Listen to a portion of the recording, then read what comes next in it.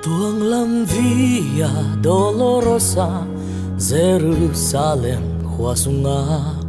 gal kapten lampi orunsi kiko mi pisa tampung khomte sedinga ki kai pa munuam seu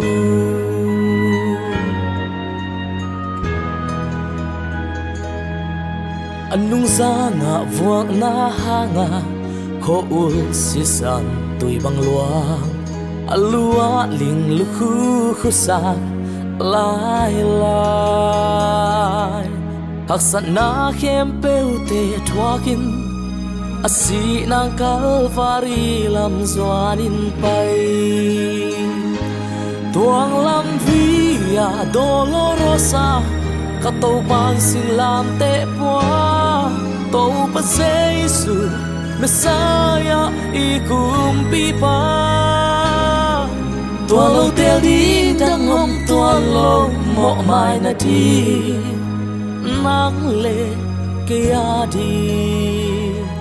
tuang lam via dolorosa Calvary si na tuang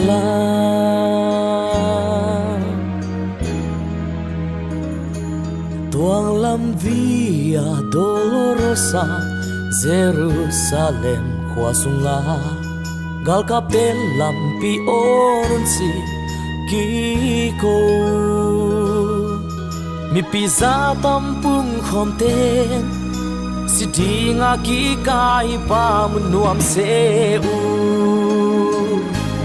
tuang lam via dolorosa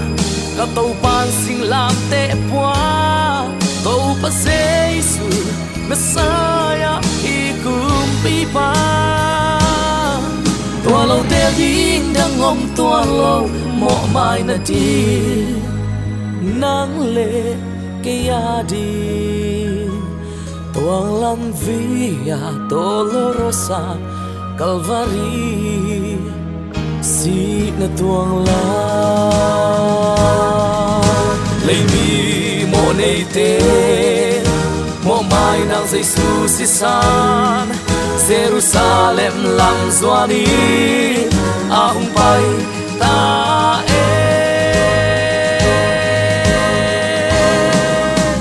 tuang lam via dolorosa katau pa sing lam te pua tau pa Jesu Messiah ikum pipa tua lo te ling dang om tua lo mo mai di nang le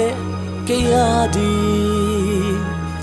tuang lam via dolorosa Calvary si na tuang la